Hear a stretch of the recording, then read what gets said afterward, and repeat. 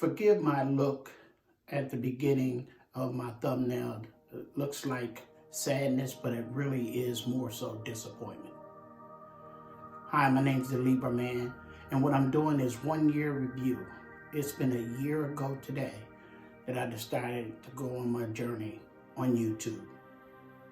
And these are my takes from this last year. When I first started YouTube, my ideal was to, and it probably shouldn't have been, was to make money. Make money at the same time I was doing a 40-hour-a-week job, which leads me to the fact that I was only going to have a certain amount of time to put into my YouTube channel.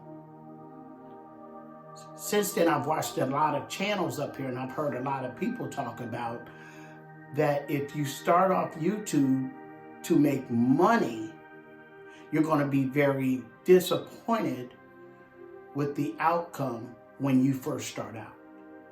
Especially if you're not up here with a brand that has like marketing, you're selling some kind of product, which I was not going to do.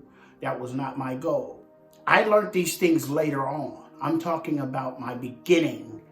My goal at the beginning was to get 1,000 subscribers within the year and 4,000 watch hours, which both seemed to me like an awful lot until I started scrolling around on other channels and looking at other people's channels and seeing people with 250,000 subscribers, 1 million subscribers, and things like that. Although I was not comparing myself to others, it just seems to me that I see more people with more subscribers and watch hours than me, than less people. So I felt as though that was something that I could accomplish within my first year, so that was one of my main goals. My channel started out being based upon recovery, self-care, mental health, foster care, and homelessness. Later on, I found out that that was an awful lot of things for me to be focusing on, because it would be hard for me to develop a following of people based upon all of those different topics. But I still went on with trying to do that and mix all of the topics together. I learned through this process that I kept hearing people say, know what your subscribers want. Know what your subscribers want. One of the things I made sure that I did is I answered every comment that was asked of me or that was given on my channel. And I did that because I didn't want people to think that I was just a visual video projection, that I was an actual person who was able to interact and relate to them. And I felt like that would help me to have subscribers that felt a connection with me. And I never changed that, by the way. But what I noticed was I was having a lot less comments about my videos. There was videos that I would post that had no comments. And I thought, well, maybe that's because of what this video's about. Maybe that's about, I have to maybe learn about the time that my subscribers are on. I had to start learning how to try to put out videos on a consistent basis at around the same time. So I started doing that. I started hearing quantity first, and quantity would turn into quality. So I was making 3 to 4 videos a week. And my quality was not good. But I was consistent in making the quantity.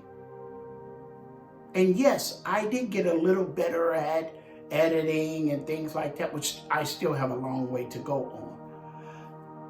So I started thinking that maybe I needed to try a different approach.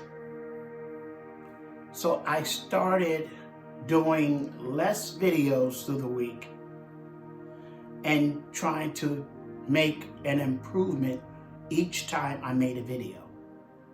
But prior to doing that, I started ordering camera, microphone, lighting, things that I seen people using, and I thought that would help me make better videos.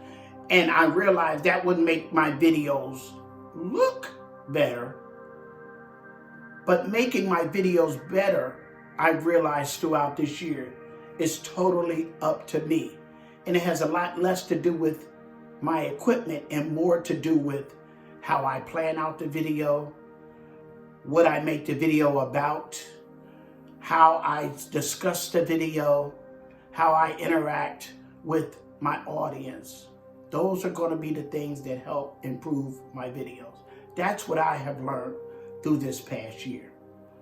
In the past 2 months, I've been making a lot less videos and been trying to do a better job at, planning for them in my production and how they look and things of that nature.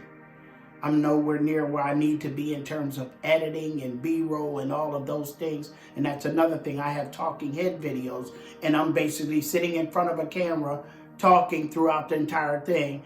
And a lot of times people want to be able for you to show them what you're talking about. So I'm working really hard right now to try to be better and learn about B-roll and how to add it to my videos. Because I have a lot of videos where I took trips, videos where I talked about certain topics that I could easily incorporate, even picture, video footage, the B-roll over top of the A-roll to help my retention.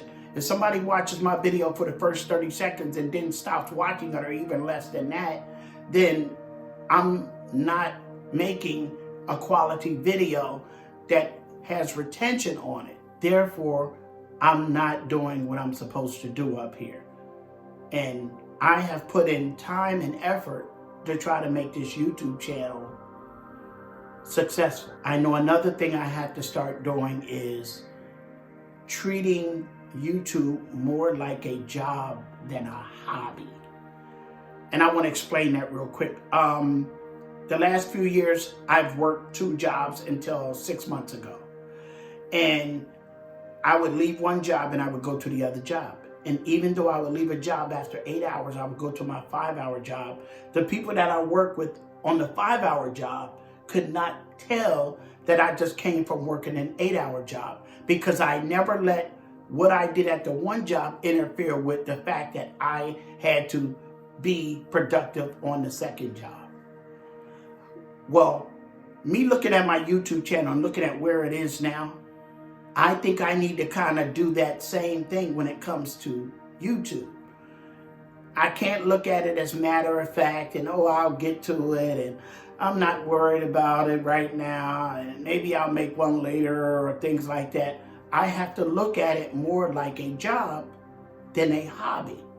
And I think if I do that, I will be better at doing what I need to do.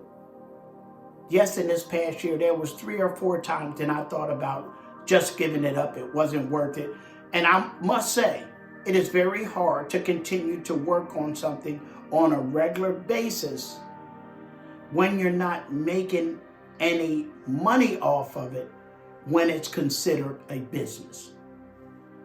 That's kind of like working a job and working for a year and they saying, we're going to pay you, but we're not going to pay you until so-and-so and so-and-so, and so you do this or that. Now, I know YouTube doesn't owe me anything. I owe myself to put the work in so I can receive those financial benefits and rewards that come along with it. But I have to create content that's of value of the people that I'm trying to service and the people that are subscribers to me. So please, if you are a subscriber to me, please write in my comment and let me know what kind of videos that are under my niche you would like to see me do. I'm going to start slimming down and cutting back and niching down on all of these topics because I have to have a better focus in order to get people that want to watch my content. But if I'm all over the place, YouTube doesn't know where to send my content. So like I said at the beginning, my thumbnail wasn't about sadness. It was about disappointment, because I am disappointed with 122 subscribers after 1 year and not even 1,000 hours of watch time. But that's going to be the motivation going into this next year, because I'm bound and determined that I'm going to do the right things. I'm going to get better at what I do, and YouTube to be a better place with the Libra man in it. If you like anything I said in this video, hit the like button, hit the subscribe button, leave a comment, and until next time, the Libra man is out.